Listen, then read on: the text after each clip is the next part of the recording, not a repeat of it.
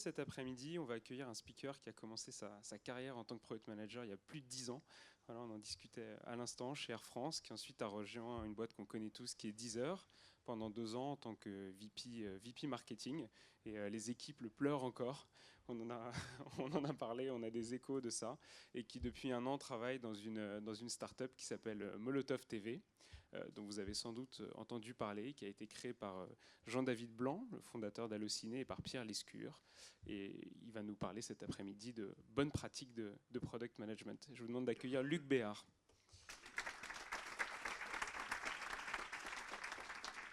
Merci à tous.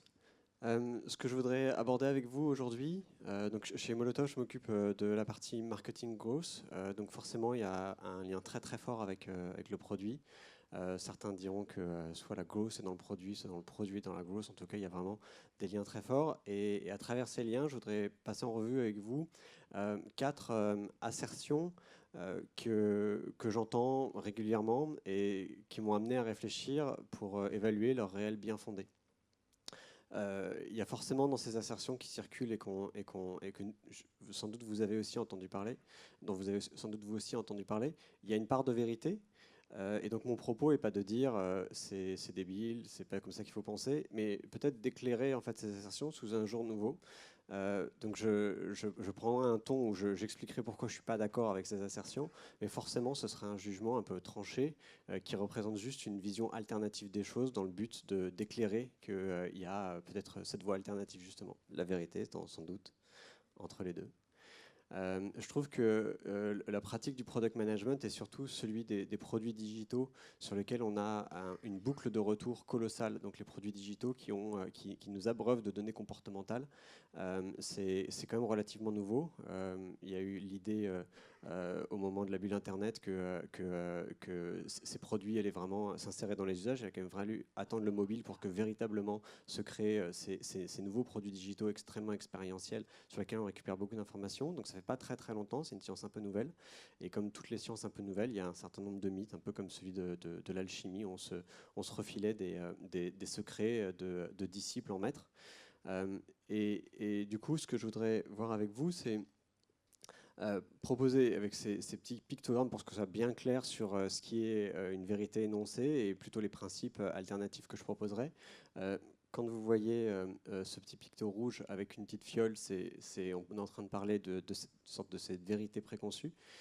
Et quand vous voyez cette petite boussole sur un fond vert, c'est plutôt les principes alternatifs. Les sujets que je voudrais aborder avec vous, c'est voilà un peu le genre de choses qu'on peut entendre. Donc j'espère ne pas être le seul à les entendre et que ça vous parlera vous aussi. Les utilisateurs ne voient pas nos features. Ça veut dire qu'il faut qu'on leur mette un onboarding pour qu'ils les comprennent. C'est quand même dommage, on a passé beaucoup de temps à les développer, ils ne les voient pas. Mettons un onboarding. L'autre, c'est, alors on a plein d'utilisateurs, on a un gros bassin d'audience d'utilisateurs qui n'utilisent plus notre application. Dépensons de l'argent pour aller les rechercher avec une publicité en retargeting. Ou alors des idées autour du social, qui étaient, Facebook c'est la première boîte qui a aujourd'hui conquis la planète et qui est utilisée par 2 milliards d'humains, mais bon c'est facile pour eux, c'est un réseau social, ils sont naturellement viraux. Pourquoi est-ce qu'on ne ferait pas un peu la même chose nous, en mettant un peu de social dans notre produit, ça nous boostera un peu notre croissance. Et dernière chose qu'on évaluera, ça aujourd'hui j'ai des difficultés à retenir les utilisateurs, mais attendons cette prochaine feature, tout va changer quoi. Est-ce que ça fait écho à des choses que vous vivez? Oui. Donc la première, ça c'est un exemple de l'app de Mailbox qui est plutôt une bonne app. J'ai retrouvé ça. Donc il y a beaucoup de sites qui explorent les bonnes pratiques des constructions d'onboarding feature. Donc j'ai retrouvé ça dans des vieux screenshots. Où on voit donc 8 écrans d'onboarding pour expliquer toutes les features de Mailbox. Et ce qui guide en fait dans cette croyance, c'est voilà, la difficulté, on avait fait toutes ces features, les gens ne les utilisent pas. Et quelque chose d'un peu plus pernicieux qui est, en plus en tant qu'employé, quand on parle à des gens qui utilisent notre produit et qui visiblement ont raté des features et qu'on leur explique, ils nous disent toujours « Ah, mais c'est génial en fait, c'est dommage que je ne le sache pas ». Et donc ça nous accrédite dans l'idée qu'on rentre au travail et on dit ah, « Vraiment, c'est juste que vraiment, la feature est géniale, il suffit juste que les gens la voient et qu'ils la comprennent. » Faisons un écran d'onboarding. Et il y a quelques temps, alors j'ai vraiment beaucoup cherché sur le web, j'ai pas réussi à le retrouver. Il y a un collectif de designers UX qui s'amusait à collectionner les photos de ces exemples-là, c'est-à-dire des endroits dans la vie réelle où il y a des affiches qui sont illisibles, que visiblement les gens ne voient pas. Et la solution que du coup les gens qui font ces affiches trouvent, c'est de mettre à côté un post-it qui dit hey, regardez ça, c'est super important. Et du coup, ça fait sourire parce que c'est bizarre de faire ça. Et je trouve que pourtant, c'est vraiment ce qu'on fait quand on décide de résoudre un problème de visibilité de feature par des écrans d'onboarding. Si en fait les gens ne voient pas les features, bah, il faut peut-être essayer de résoudre ce problème-là plutôt que de le prendre comme un fait acquis et d'essayer de le pallier par autre chose. Un autre exemple, alors peut-être que c'est vraiment que moi parce que j'ai de mauvais yeux. Mais quand en utilisant Google Docs, ça c'est une version de Google Docs un peu plus ancienne, c'était le moment de la vague du material design et où Google a tout redesigné, toutes les apps mobiles, les apps desktop, avec ce material design qui disait dans les guidelines, il y a un action button principal sur chaque écran qui doit être de telle couleur et qui doit être mis en bas à droite. Ça marche assez bien sur mobile, sur desktop, surtout sur des grands écrans. Quand on travaille sur grand écran, en fait, ça met ce bouton qui est assez important et qui dit rajouter, créer un nouveau document, ça le met vraiment tout en bas à droite. Et je suis resté une fois, genre 3 minutes devant l'écran en me disant, mais comment j'avais oublié comment il fallait faire pour rajouter un document. Je me suis senti vraiment bête. J'ai exploré partout, j'ai ouvert le Hamburger Menu. Bon. J'ai fini par le voir, ça m'a un peu énervé. Je suis retourné quelques temps après et là j'ai vu qu'il m'avait mis un tooltip sur ce bouton pour dire cliquez ici pour ajouter un document. Alors déjà je me suis dit c'est dommage qu'il ne me l'ait pas montré la première fois, mais en plus c'est vraiment con parce que si je vois pas le bouton, est-ce que vraiment il faut rajouter un tooltip dessus pour que je le vois? Et finalement voilà, ils sont arrivés sur ce design-là et je trouve que ça représente bien en fait le chemin qu'il y a à parcourir. Aussi en fait pour le produit c'est quand même super important de pouvoir facilement rajouter un document parce que sinon en fait il y a un gros problème dans l'activation parce qu'on peut pas même pas créer son premier document. Bah, dans ce cas-là, changeons le design et faisons en sorte que le design soit centré autour de cette action qu'il faut faire et qui est ouvrir un document. Et là, pour le coup, on peut dire qu'ils ont mis le paquet parce que ça se voit. Puis en plus, on comprend très bien parce que tout ça, c'est vide, que c'est pour rajouter des choses. Donc, je trouve que c'est un bon exemple de ce qu'on rate quand on se contente juste de rajouter un tooltip sur quelque chose que les gens ne voient pas. Et je voudrais apporter une petite précision sur un type d'onboarding spécifique, qui sont les onboardings de qualification. Donc ça, c'est un travail qu'on avait mené chez Deezer et qui partait du principe que quand les gens téléchargent l'application, soit par curiosité, soit parce qu'ils en ont entendu parler, soit parce qu'ils ont un problème mal défini autour de leur consommation de musique, ils vont aller télécharger une application. Et ils arrivent sur l'application avec en gros deux enjeux, chercher la musique qu'ils aiment pour s'assurer que ce qu'ils aiment est bien sur Deezer, ou trouver rapidement une musique qui leur plaît. Et c'était très compliqué de répondre à ce deuxième use case si on savait absolument rien de la qualification musicale des gens, si on ne savait pas quels étaient leurs goûts. Et donc ce qu'on a fait, c'est qu'on avait créé ce petit écran d'onboarding ici qui qualifie les goûts des utilisateurs et qui permet ensuite de préparer une première bonne expérience. Et là-dessus, il n'y a rien de mal. C'est au contraire, c'est plutôt la bonne chose à faire de se dire qu'on a une activation qui doit être d'écouter de la musique et de créer les conditions pour que cette activation se fasse bien. Mais ce dont on s'était rendu compte, c'était quand même un deuxième sous-cas, qui est quand on n'est pas dans une intentionnalité faible, mais au contraire dans une intentionnalité forte, de quelqu'un qui a reçu un post Facebook, on lui dit hey, écoute cette musique sur Deezer, il clique dessus, ça l'amène vers le store pour télécharger Deezer s'il ne l'a pas, et ensuite il commence son expérience Deezer. Si en fait, là, on lui propose un écran d'onboarding, alors qu'en fait, il a cliqué sur une chanson très spécifique avant, ce qu'on a vu, c'est que c'était en fait contre-productif. Là, pour le coup, pour l'activer, il n'y avait pas grand-chose à faire. Il suffisait juste de le mettre sur la bonne musique. Et mettre un écran d'onboarding qui aurait pu être utile pour quand il va ensuite aller regarder d'autres chansons et qualifier l'environnement au-delà de la chanson qu'il cherchait, c'est vrai que c'est peut-être bien de le faire, mais il faut le faire après lui avoir résolu le problème pour lequel il était venu nous télécharger. Et dans ce cas-là, du coup, avec cette forte intentionnalité, l'onboarding était en fait contre-productif. Ça avance tout seul. Donc voilà, ça récapitule ici un peu pour moi, plutôt que se dire vraiment stricto sensu, rajoutons un onboarding, et je suis sûr qu'il y aura plein de cas où en fait les onboardings sont exactement ce qu'il faut faire, mais en tout cas ce que je voudrais illustrer ici, c'est de se dire que mettre plein d'informations textuelles, souvent très chargées, au moment de la première expérience, c'est assez dur en fait pour un utilisateur. Il vient déjà télécharger l'application, potentiellement de se créer un compte. C'est le moment où en fait on doit faire un peu une sorte de danse du ventre pour qu'il comprenne vraiment bien quel est le problème que nous on résout pour lui et qui nous mette du coup, qui nous range dans la bonne catégorie, qui nous ressorte du coup de son home screen quand il va avoir ce problème-là. Est-ce que la meilleure façon de lui le convaincre de ça, c'est de lui faire lire tout un onboarding? Et du coup, pour moi, il y a vraiment deux soucis. Le premier, c'est que on le fait au mauvais moment. Et le deuxième, c'est que si on est une app qui a 8 features super importantes, il y a probablement un problème. Parce que dans ce cas-là, ça veut dire qu'on couvre un panel de problèmes qui est vraiment énorme. Il y a forcément une ou deux features qui sont plus importantes et qui sont plus efficaces pour activer l'utilisateur. Et des choses qui sont forcément un peu mineures.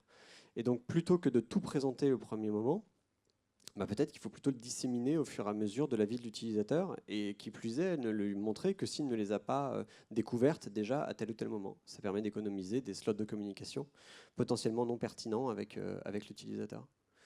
Euh, et, et je trouve aussi que dans les onboarding qu'on voit, il y a des choses qui sont la définition est souvent très euh,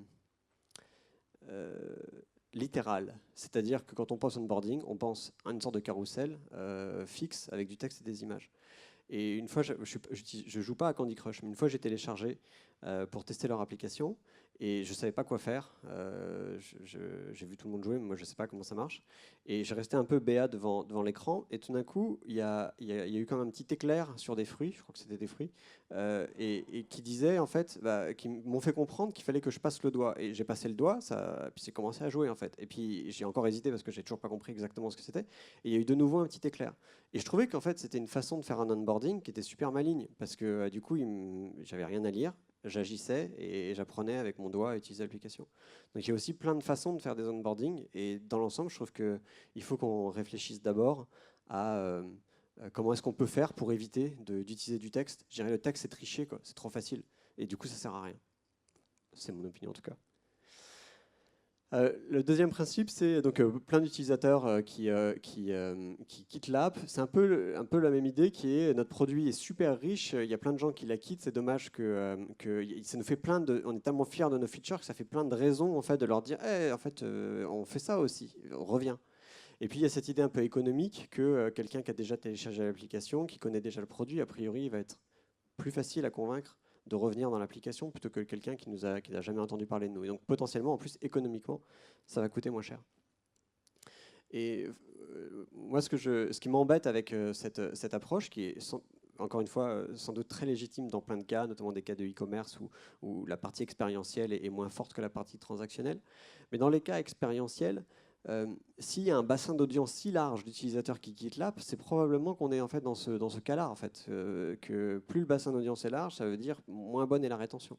Et du coup, si on essaye de compenser un problème de rétention avec de la dépense média, on ne bouge pas les trous, en fait. Et la deuxième chose qui m'embête le plus, c'est que pour des raisons organisationnelles, dans nos entreprises où le produit est si important, on le sépare souvent du marketing. Donc le marketing dépense l'argent, le produit fait le produit, et souvent les deux ne se rejoignent dans un niveau organisationnel qu'au niveau du PDG. Parce qu'en plus, souvent, le marketing est plutôt proche des ventes, le produit plutôt proche de la tech, et donc c'est plutôt au niveau PDG que les choses se rejoignent. Et donc ces deux organisations qui vont potentiellement avoir des budgets différents, qui vont,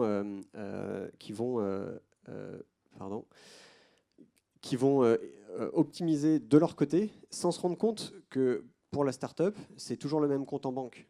Et que quand un directeur marketing décide de dépenser de l'argent en pub, c'est X développeur qui va pas embaucher. Et quand on pense un peu les choses comme ça, on se dit, calcul économique, je connais pas le prix, le salaire moyen d'un développeur, mais mettons qu'il coûte 50 000 euros, peut-être 100 000 chargés. Pour acheter des utilisateurs aujourd'hui sur Facebook, ça coûte au minimum entre 2 et 3 euros l'install. Donc ça veut dire qu'avec un développeur, le salaire d'un développeur, on achète que, en gros, entre 30 000 et 50 000 utilisateurs. Si, comme la plupart des startups, on a une rétention de deuxième mois à 90%, bah, ça veut dire qu'en fait, le deuxième mois, sur ces 50 000 qu'on aura récupérés, il en restera 5 000. Quoi. Est-ce qu'un développeur, avec un product manager, est-ce qu'il ne peut pas faire mieux que aider à recruter 5 000 personnes quoi. Ou en tout cas, peut-être augmenter considérablement la rétention. Moi, je pense que si, et pendant longtemps, en fait. Et seulement, on ne pense pas toujours comme ça, en se disant que c'est toujours la même ressource qu'est le compte en banque de l'entreprise, parce que c'est des organisations différentes, surtout dans les grosses organisations. Mais dans les startups, c'est plutôt de se dire qu'on va embaucher un CMO peut-être un peu trop tôt par rapport à là où on en est réellement du product market fit. Et notamment, ce que je voudrais mettre en lumière ici, c'est quelque chose qui me tient beaucoup à cœur, qui a été, en fait, c'est pas moi qui l'ai inventé, hein, c'est Casey Winter, qui est un gars qui était le VP Growth de Pinterest, qui a un peu formalisé ça et que j'ai remis un peu à ma sauce, qui dit il y a vraiment deux approches, une assez... Alors c'est traditionnel, mais parce que c'est les produits qui existent déjà aujourd'hui, des brosses à dents, des eaux minérales, dans lesquelles on va avoir vraiment une approche, comment est-ce que je peux faire aimer mon produit aux gens. Et dans notre cas, en fait, ce qui décrit mieux l'approche marketing qu'on doit avoir, c'est comment est-ce que je peux faire un produit que les gens adorent. Et ça s'appuie en fait sur des situations de marché, des situations de produits complètement différentes. Une eau minérale, les deux problèmes, c'est une situation où le produit lui-même, l'eau minérale, est assez indifférencié. Il y a peu de choses qui objectivement séparent deux eaux minérales. Et donc du coup, pour se différencier, on va construire dans cette sphère du produit une couche de marque très fort. Et c'est ça, on va dire, Kezak c'est les oursons, Evian c'est les bébés. Et une marque, ça se vit moins que ça se raconte. Donc derrière, il y a un enjeu de parler pour créer cette couche de produit. Il faut beaucoup parler parce que si les gens n'entendent pas ce qu'on considère, ce que les gens veulent que la marque soit, du coup, la marque n'existe pas. Donc c'est quelque chose qui se raconte beaucoup et qui se raconte du coup en médias. Et la deuxième chose, c'est que ces produits ont une barrière de distribution absolument colossale à dépasser. Il faut qu'ils soient prêts, il faut qu'ils soient dans les rayons.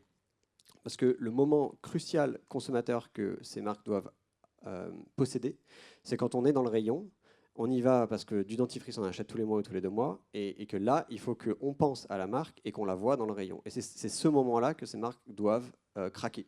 Et pour ça, la télé, la marque, l'histoire, c'est super efficace. Nous, en fait, on est dans un monde qui est différent selon ces deux axes.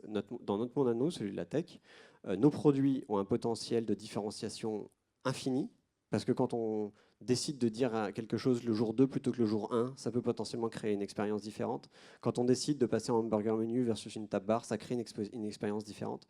Tous ces degrés de liberté infinis offrent un potentiel infini de différenciation. Et la deuxième chose, c'est qu'on vit dans un monde de distribution nulle. Donc ça veut dire que de coûts de distribution nuls, ça ne coûte rien, à part 100 € de frais de développement Apple, d'être dans un App Store. Et donc ça veut dire qu'il n'y a pas de barrière de distribution à dépasser. En revanche, ça crée un phénomène d'affluence colossale où il y a plein d'apps.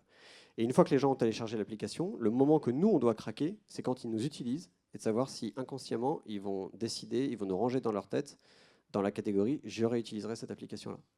Et ce moment-là, il se craque avec le produit. Si le produit ne permet pas aux gens de nous ranger en tant que concepteur app dans la bonne catégorie, dans ce cas-là, on n'a aucun avenir. Et en revanche, si on y réussit très bien, on a un avenir aussi radieux que celui de Facebook. Et ça amène en fait à se dire que le préalable de tout, c'est ce produit, et derrière sa capacité à trouver son marché, avoir un bon product market fit, et que les gens qui nous ont adoptés, notre cœur de cible, est ce qu'ils nous recommandent bien. Et quand on a cette dynamique qui est en place, là, on peut commencer à élargir le cercle pour progressivement aller dans le média, aller d'abord chercher les gens qui cherchent, qui visiblement expriment le problème que nous, on résout. Donc pour Molotov, c'est par exemple regarder la télé simplement.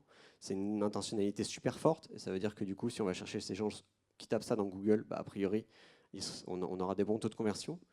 Donc c'est du marketing extrêmement direct. Une fois qu'on a saturé ça, on peut aller voir les gens qui ressemblent à nos utilisateurs avec des lookalikes Facebook, donc progressivement on étend. Et puis dans longtemps, quand on aura fini tout ça, peut-être que là on pourra passer en télé et parler de la marque Molotov. Mais donc le point de départ d'une entreprise qui vend un produit classique est en fait le point d'arrivée d'une startup comme nous. Et du coup, avec cette figure, j'essaie de vraiment bien faire le lien entre l'argent qu'on met dans le produit et l'argent qu'on met dans le média. C'est en fait un continuum en plus temporel, et donc aucune de ces actions n'est mauvaise. Embaucher des développeurs et des product managers ou dépenser de l'argent en pub, il suffit. Par contre, c'est très important de le faire au bon moment, parce que une bonne action marketing faite au mauvais moment, ça peut être en fait fatal pour l'entreprise. Et c'est ce qui rend, je trouve, les débats autour des actions qu'il faut qu'on entreprenne difficiles, parce que c'est rare que les idées soient foncièrement mauvaises. En revanche, ça peut arriver qu'elles arrivent au mauvais moment. Et ça, c'est beaucoup plus difficile à détecter dans une conversation. Autre sujet, c'est ce dont on a parlé tout à l'heure, le fait de, pour Facebook c'était facile, et puis on va faire pareil, et ça va être un petit relais de croissance sympa pour nous, on va rajouter de la viralité dans notre produit. Et ça, c'est quelque chose que je trouve en fait assez étonnant, parce que quiconque essaye de lancer un réseau social se retrouve confronté à une problématique produit qui est hyper dure, parce que ce qui définit un réseau social, c'est que il devient meilleur avec les utilisateurs qu'il a.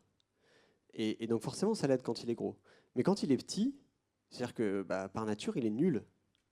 Et donc en fait, il y a pas, ça fait une incentive très faible pour les premiers utilisateurs à recommander ce produit, ou même à faire l'effort de demander à leurs amis de se mettre sur ce produit, parce qu'il c'est difficile de voir ce qui va être bien une fois qu'il y aura des gens dessus, quoi.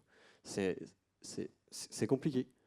Et, en fait, il faut ça amène. Pour moi, les réseaux sociaux, c'est l'essence du produit, en fait. C'est comment j'arrive à faire comprendre, sans que ce soit techniquement possible, parce qu'il n'y a personne encore sur la plateforme, aux utilisateurs, à quel point le produit sera formidable.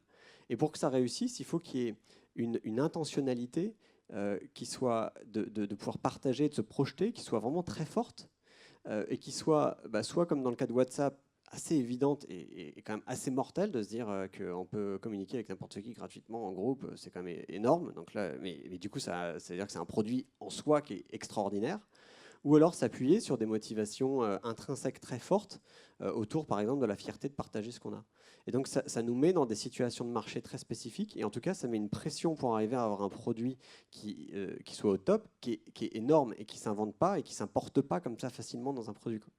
Notamment, on dit que les réseaux sociaux, pour qu'ils décollent, il faut qu'ils aient des rétentions de deuxième mois autour de 70%. Mais ça, c'est le signe de produits qui vont conquérir la planète, quoi. Donc c'est des produits en tant que tels. C'est très difficile d'avoir ce genre d'expérience, de la remettre à l'intérieur de nos applications. Et sans doute aussi pour ça que dans un premier temps, Facebook avait beaucoup ouvert la possibilité de déporter en fait le graphe à l'intérieur des applications, et que progressivement, et notamment avec le passage mobile, en fait, toutes les conversations sociales sont revenues dans Facebook. Et donc, c'est de plus en plus difficile de créer des communautés qui ne s'expriment pas déjà dans Facebook, où l'effet de réseau est devenu absolument énorme. Et pour accréditer ça, je voudrais partager avec vous cette vidéo voilà, le lien est ici. Et c'est Chamas Palihapitiya, je ne sais pas si vous le connaissez, c'est la personne qui a fondé l'équipe Growth de Facebook. Ils étaient quelques centaines de millions d'utilisateurs déjà à ce moment-là, donc ils pensaient que peut-être son travail allait être facile, mais quand il a quitté, il s'est arrivé à 1 milliard, donc en fait il était petit quand il a commencé. Et il explique ici, et je le laisserai parler ensuite, comment il a en fait interdit à son équipe de lui proposer des plans produits de viralité pour faire croître la boîte. Il était responsable du growth chez Facebook, il a interdit à son équipe de lui parler de viralité.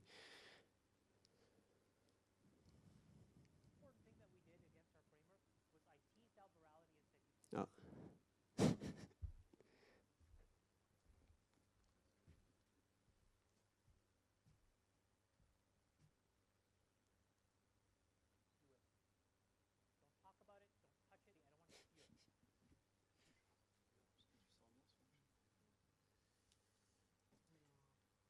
What I want to hear about. Okay.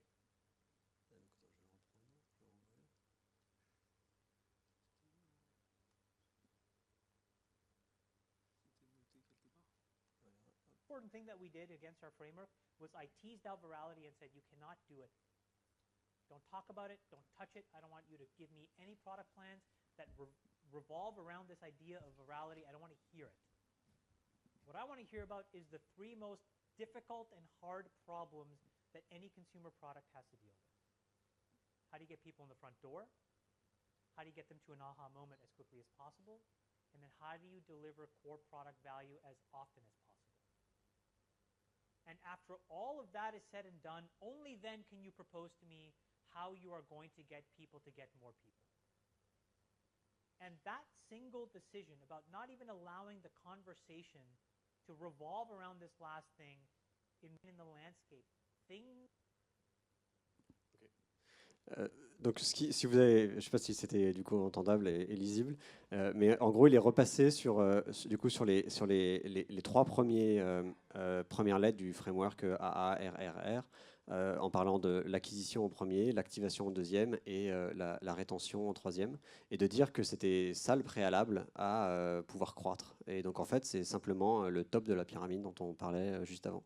Mais je trouve ça intéressant en fait de se dire qu'on n'est pas du coup Facebook par hasard et pas juste parce qu'on est un réseau social. Et en revanche, ce que nous, on ne peut pas forcément avoir dans chacun des produits en fonction du problème qu'on résout pour les utilisateurs. C'est parfois difficile d'avoir ce type de viralité. En revanche, n'importe quel super bon produit bénéficie de la viralité de bouche à oreille. Et moi, ce que j'ai comme difficulté pour convaincre de ça, c'est que j'entends souvent que le bouche à oreille, c'est pas moderne.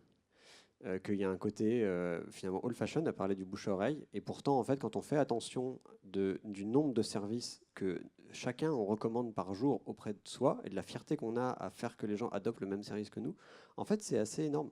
Le bouche-à-oreille, il est vraiment partout et c'est ce que n'importe quel bon produit va avoir. Ici, c'est une slide de Shazam dans une autre présentation, dans une autre conférence, je vous ai mis le lien aussi en bas, qui a fait un sondage auprès des utilisateurs, comment est-ce que vous avez découvert Shazam? Et en fait, il y a 70% qui disent par bouche à oreille. Et je trouve que c'est important du coup de prendre conscience de ça, parce que c'est la récompense qu'on a quand on fait attention à son produit, quand ici on s'astreint à avoir des NPS de haut niveau, 50 à 60, on est dans ces eaux-là chez Molotov, qu'on s'astreint tous les jours à prioriser des résolutions de bugs plutôt que de rajouter des nouvelles features, qu'on a un customer support qui ne tire pas la langue et qui a le bon niveau d'expérience, bon niveau de ressources, et qui est capable de répondre aux clients rapidement. Et éventuellement, et ça dépend après des cas dans lesquels on est, mais on peut aussi amplifier ce bouche à oreille avec des programmes de parrainage qui ont, outre le fait d'être assez efficaces, permettent aussi de rajouter une deuxième, une composante d'optimisation quantitative du bouche à oreille, parce qu'on a des étapes informatiques que les gens franchissent pour faire de la recommandation, de combien de codes ils ont envoyé. Chaque étape peut être vraiment ensuite bien mesurée, parce que la difficulté du bouche à oreille, malheureusement, c'est qu'elle est assez difficile à suivre et assez difficile à amplifier, à optimiser, quoi. Donc il y a un côté foi dedans, mais du coup, quand on est confronté à des gens qui n'ont pas la foi, c'est parfois difficile de convaincre. Donc au moins, ce qu'on a fait chez Molotov, c'est qu'on a mis en place un sondage systématique pour les utilisateurs au deuxième jour, donc à cause de ce que je vous ai dit tout à l'heure, pas au premier jour, mais qui demande tôt quand même dans la vie comment est-ce que vous avez entendu parler de Molotov, et qui nous permet de prendre conscience du volume de recommandations qu'on peut avoir chaque jour. Et parfois aussi détecter d'ailleurs des petites sources qu'on n'avait pas identifiées et qui en fait font notre croissance. Autre point, c'est cette idée qu'il y a une feature qui va venir tout résoudre pour nous. Donc, dans cette salle, ce matin, le conférencier montrait la difficulté, le danger de faire que des développements incrémentaux et qu'il fallait passer par une étape un peu de vision ou d'insight client qui permettait ensuite d'aller beaucoup plus loin et beaucoup plus profondément dans la nature du problème qu'on résout. Et mon propos ici n'est pas de dire qu'on doit se contenter au contraire de développements incrémentaux, mais plutôt de quel est le processus qui nous amène à dire que telle feature va être géniale. Parce qu'il y a des processus qui sont en fait assez dangereux et qui témoignent du fait qu'on n'est pas allé au cœur du problème de rétention et que du coup le chemin facile semble être cette idée magnifique, soit parce que c'est objectivement quelque chose que les concurrents n'ont pas, mais donc d'être très drivé par la concurrence. Et donc ça, c'est un cartoon que je trouve intéressant, enfin en tout cas rigolo sur Google+, et par rapport à Facebook, que quand on n'a pas l'effet réseau, c'est quand même compliqué de déloger un social network qui plus est déjà relativement performant. Mais c'est aussi, ça c'est plus pernicieux, c'est le fait d'avoir le sentiment de faire ce qu'il faut. Et c'est ce cercle, on n'a pas beaucoup d'utilisateurs, et on demande à ce peu d'utilisateurs qu'on a ce qu'ils voudraient, et là on fait ce qu'ils veulent, on met la feature en ligne, ils l'utilisent ou ils ne l'utilisent pas, mais en tout cas on n'en a pas plus.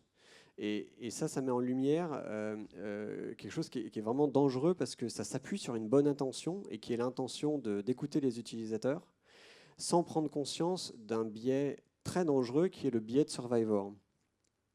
Je ne sais pas si vous en avez déjà entendu parler.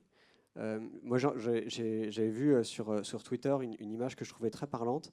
C'était quand le PDG d'Airbnb avait envoyé un tweet à tous ses utilisateurs en disant qu'est-ce qui vous ferait super plaisir qu'on rajoute comme feature dans Airbnb. Je ne sais pas pourquoi ça fait ça. Et en fait, on lui a envoyé, des gens lui ont répondu en lui envoyant un énigmatique dessin d'avion de la Royal Air Force, criblé de balles, et qui en fait témoigne de quelque chose qui est, je ne sais pas si c'est un mythe ou si c'est la réalité, mais il paraît que des statisticiens auraient fait une étude pour voir sur les avions qui rentraient de la Seconde Guerre mondiale, où étaient les impacts de balles. Et ils ont fait une carte et ils se sont dit, bon, bah, là où il y a la plus grande densité, c'est là qu'il faut les renforcer. Et quelqu'un a levé la main en se disant, non, en fait, il faut les renforcer à l'endroit où il n'y a pas d'impact de balles, parce que ce que vous avez vu, c'est surtout les avions qui étaient rentrés. Mais tous ceux qui sont tombés, bah, vous ne les avez pas, quoi. Et c'est eux qui ont eu les problèmes, pas ceux qui sont rentrés, quoi. Et je trouve que c'est la meilleure illustration de ce que c'est que ce biais de Survivor qui amène parfois, il s'exprime alors dans notre métier, que regarder un taux de conversion des actifs, par exemple, dans un modèle freemium, c'est assez facile si on dit que le taux de conversion, c'est de regarder la part des utilisateurs actifs qui payent. Parce que pour avoir un taux haut, il suffit d'avoir une expérience gratuite dégueulasse. Et tous les gratuits, du coup, disparaissent, et il ne reste plus que les survivors, ce sont ceux qui payent. Donc cet indicateur-là, par exemple, c'est un très mauvais indicateur parce qu'il donne une place énorme au biais de Survivor. Donc on peut l'avoir très haut et en fait être dans une situation catastrophique. Et d'un point de vue plus profond, je trouve donc ça c'est Casey Winter en plus gros plan. Je trouve que ce qu'il dit est intéressant. Il dit que pour lui, les problèmes de rétention, ils sont souvent liés à des problèmes de friction, et que quand on rajoute une feature, souvent on rajoute de la friction. Et que du coup, on ne résout pas le problème avec une feature. Ou en tout cas, pas quand on n'a pas pensé le problème de façon globale, qu'on n'a pas d'abord identifié quelle était la source vraiment de la friction. Et du coup, comment cette feature va pouvoir le résoudre dans un contexte déjà où l'application est déjà truffée de features. Et du coup, se pose la question de comment est-ce qu'on fait pour que les utilisateurs reviennent. Et là encore, c'est vraiment ce framework-là, AARRR, qui nous guide, que déjà la première des choses, c'est ce qu'on mesure correctement l'activation, quelle est l'action que les utilisateurs doivent absolument avoir fait pour comprendre notre application, et quel est ce taux. Et parfois, on est vraiment surpris que ce taux est super bas, et quand c'est le cas, c'est une très bonne nouvelle, parce que ça fait un premier problème extrêmement précis à résoudre, et sur lequel on a un indicateur facile à suivre. Ensuite, du coup, c'est s'assurer qu'au fur et à mesure de la vie des clients, ils découvrent de plus en plus de choses qui leur permettent de résoudre de plus en plus de problèmes. Et éventuellement ensuite d'envoyer utiliser des deux leviers pour faire revenir les gens à travers de la communication.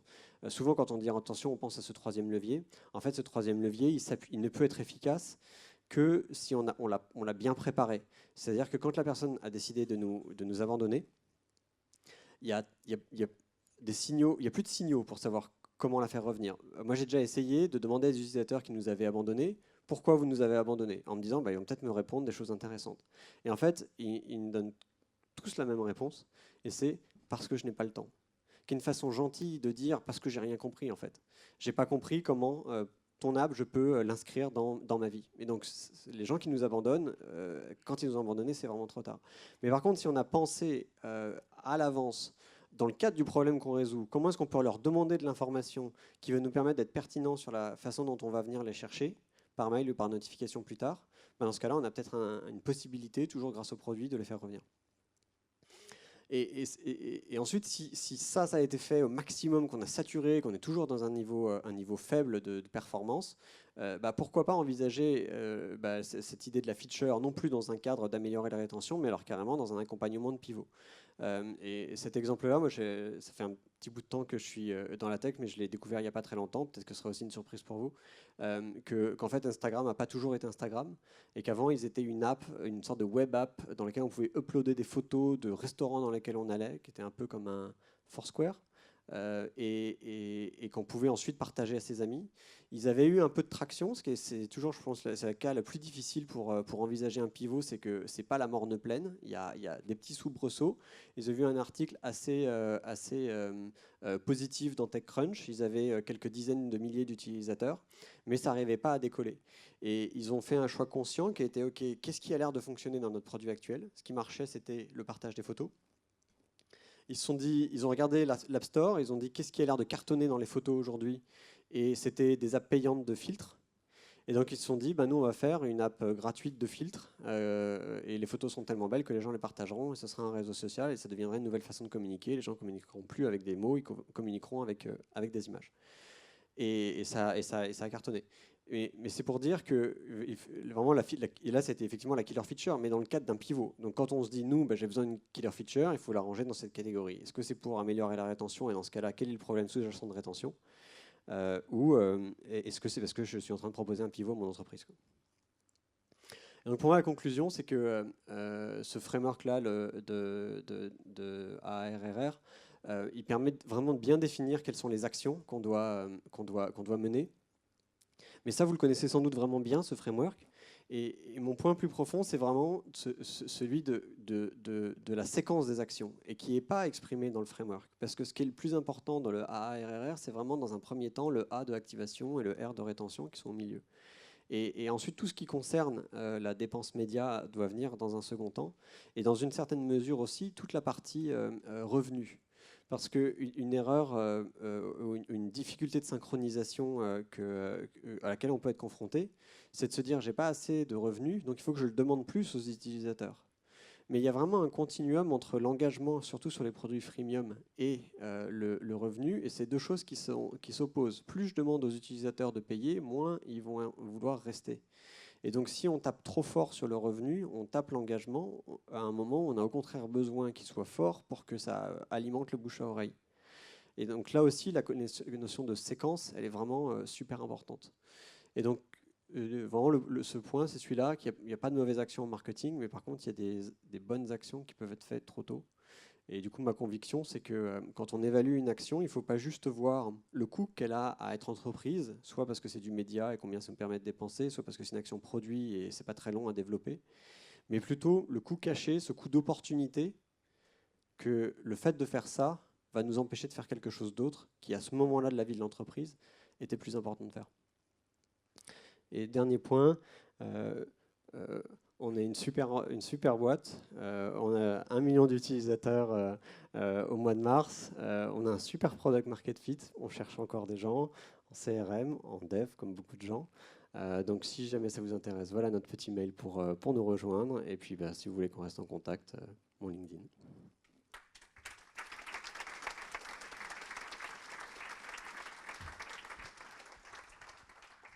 Alors, il n'y a pas eu de questions sur Wisembly. Est-ce qu'il y a des questions dans la salle? On va faire ça à l'ancienne. Oui. Alors désolé, parce que là, j'allais dire le soleil, pas vraiment.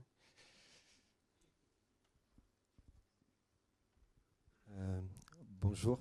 En termes d'orga, entre marketing et produit, tu en parlais au début, c'est quoi l'idéal pour toi? C'est vrai que je trouve que c'est souvent des organisations qui s'opposent, des équipes qui s'opposent avec des objectifs et des cultures pas toujours identiques. Moi, un mode que je trouve fonctionne bien, c'est celui qu'on a mis en place chez Molotov, c'est que ce soit le marketing qui soit responsable de la collecte des insights sur les clients, que ce soit des profils qui soient capables de collecter et structurer l'information, et qui ensuite, du coup, alimentent les équipes produits et garantissent que les équipes produits soient correctement outillées pour eux-mêmes pouvoir facilement regarder l'impact des features qu'ils développent. Mais que du coup, il y ait vraiment un jeu à 4 mains sur la partie analytique, et qu'elle soit le socle auquel les deux équipes puissent se référer constamment et qu'il n'y ait pas finalement soit une équipe marketing super data-driven et de l'autre côté une équipe product super design-driven, et qu'il n'y ait pas non plus une équipe produit super data-driven avec un marketing complètement média et vente, et qu'il y ait vraiment cette culture commune de que pensent les clients, est-ce qu'on est d'accord sur le problème qu'on résout pour eux, et du coup sur la façon dont on le résout, quoi.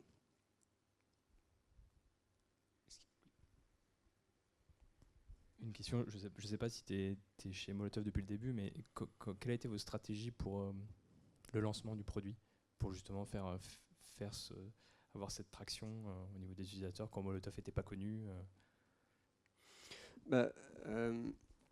Je me souviens que j'avais discuté avec une copine à l'époque qui était responsable de marketing dans la grande consommation et qui m'a dit tu les rejoins juste avant qu'ils se lancent, ça va être horrible pour toi parce que tu vas rentrer au moment le pire qui va être celui du lancement. Et en fait, parce que dans la grande consommation, c'est vraiment ce moment-là qu'on prépare, c'est là que va se jouer la vie ou la mort du produit. Alors que pour nous, en fait, c'est finalement le début de l'histoire. Et en fait, il y a beaucoup de choses dont on récolte les fruits aujourd'hui, qui sont simplement le fait qu'on ait choisi un marché qui est super porteur. Parce qu'aujourd'hui, il y a encore, les gens passent en moyenne 4 heures par jour devant la télévision. Le dimanche soir, il y a 75% des foyers qui sont en train de regarder le film. Donc c'est un marché qui est vraiment colossal.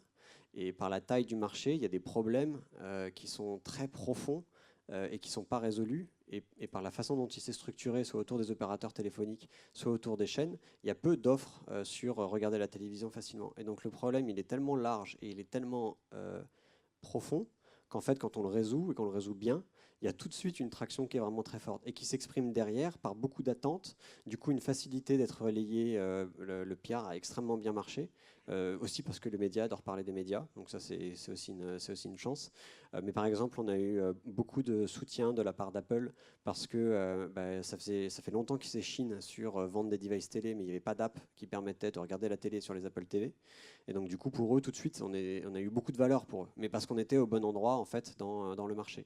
Et ensuite, on s'est très tôt équipé d'outils pour pouvoir vraiment analyser finement comment les gens utilisaient l'application. Et assez facilement, finalement, par cette structuration de la collecte d'informations, était capable de détecter, d'assurer un haut niveau de satisfaction des utilisateurs. Et donc derrière, le bouche à oreille, c'est vraiment très bien fait, quoi. On a encore le temps pour une ou deux questions. Ah si, pardon. Ouais.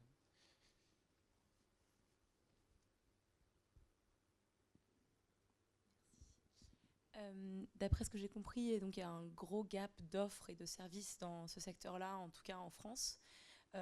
Du coup, comment est-ce que vous définissez vraiment le besoin de l'utilisateur? Qu'est-ce que vous mettez en place comme outil pour collecter des informations sur exactement ce dont les utilisateurs ont besoin? Comment est-ce que vous faites? C'est intéressant parce que la vision initiale, c'est celle de la télé réinventée. Et donc, c'est celle que ça part du principe que les gens ne savent pas ce qui passe à la télé, n'ont pas conscience de la richesse de l'offre télévisuelle, qui est une réalité, que vraiment, il y a des milliards qui sont dépensés sur les contenus qui passent à la télévision en France, et que par la façon dont, par le flux linéaire, si on rate sa chance, on ne peut plus voir le programme. Donc ça, c'est une réalité, mais qui en fait exprime plus le potentiel du marché, c'est-à-dire ce qui se passe quand on arrive à faire prendre conscience qu'il y a encore plus que ce que les gens pensent qu'il y a à la télé, parce que ce qu'on a appris assez tôt, c'est que le problème client n'est pas tellement de je ne sais pas ce que je veux regarder ce soir. Il est au contraire de je sais très bien ce que je veux regarder ce soir, mais je ne peux pas parce que pour une raison ou pour une autre, je ne suis pas chez moi, ou je n'ai pas accès à mon moyen habituel de regarder la télévision. Et donc on a reçu des situations du genre je suis camping-cariste et je suis en déplacement, je suis routier. On nous a dit aussi ma femme regarde quelque chose dans le salon, moi du coup je suis exilé dans la chambre à coucher et je ne peux pas regarder, comment est-ce que je fais pour regarder la télévision, ou je veux installer la télévision dans une pièce sur laquelle il n'y a pas de lien ADSL, ou j'en ai marre de ma box parce que je trouve que c'est pas pratique de regarder la télévision mais j'ai pas d'autre moyen, ou mon antenne est cassée. Voilà, on a eu tous ces cas-là qui nous font converger autour de l'idée dont je sais très bien ce que je veux regarder, mais pour une raison ou pour une autre, je n'arrive pas à le faire. Et aujourd'hui, les seules offres sont celles des opérateurs téléphoniques et celles des chaînes. Les opérateurs téléphoniques font un job correct, mais qui n'est pas très apprécié quand on voit ce que, les notes qu'ils ont dans leurs apps, mais aussi par une situation de marché assez spécifique. Comme on prend son abonnement de télé par l'opérateur de télé, on a forcément besoin dans une app d'être identifié avec les identifiants de l'opérateur téléphonique. Et rien que ça, c'est une fraction énorme parce qu'on n'en a besoin nulle part ailleurs de ces identifiants. C'est très compliqué du coup de les retrouver. On avait une cliente qui nous disait, au moment de l'Euro, je voulais regarder la télévision. J'étais pas chez moi parce que je voulais regarder le foot. Et du coup, j'ai téléchargé la télé d'Orange et j'ai appelé. On m'a demandé mes codes, je ne les connaissais pas. J'ai appelé l'opérateur qui m'a dit pas de problème, je vous les envoie. Et elle a dit, et je les ai effectivement reçus par la poste 3 jours plus tard.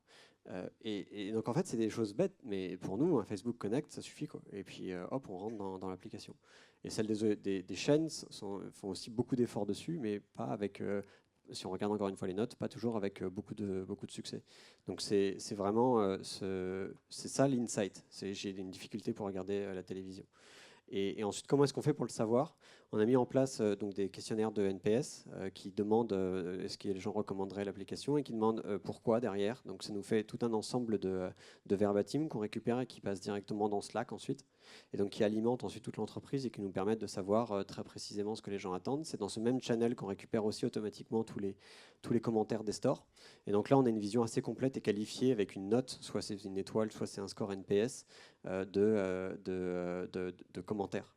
Ce qu'on fait aussi, c'est que on a 3% de l'audience qui reçoit un mail de bienvenue. Tout le monde il y a 100% de l'audience qui reçoit un mail de bienvenue. 3% de cette audience qui reçoit un mail particulier de la part de Manon de Molotov, qui est un nom fictif et qui en fait arrive dans ma boîte et celle de la personne qui s'occupe du programme marketing chez moi, et qui dit aux gens, je suis responsable de l'accueil des utilisateurs, pourquoi est-ce que vous avez téléchargé, comment est-ce que vous avez entendu parler de nous, et c'est comme ça qu'on recueille du verbatim, et en plus comme vraiment on a les emails, bah, du coup, et que les gens nous ont écrit, on peut engager une conversation avec eux, et ça nous permet derrière de vraiment creuser cette situation dans laquelle les gens sont, et qui les amène à télécharger notre application. Et l'adéquation entre ce qu'ils vont voir au premier moment et cette situation dans laquelle eux sont, c'est ça qui va déterminer une bonne activation ou pas. Merci beaucoup, Luc.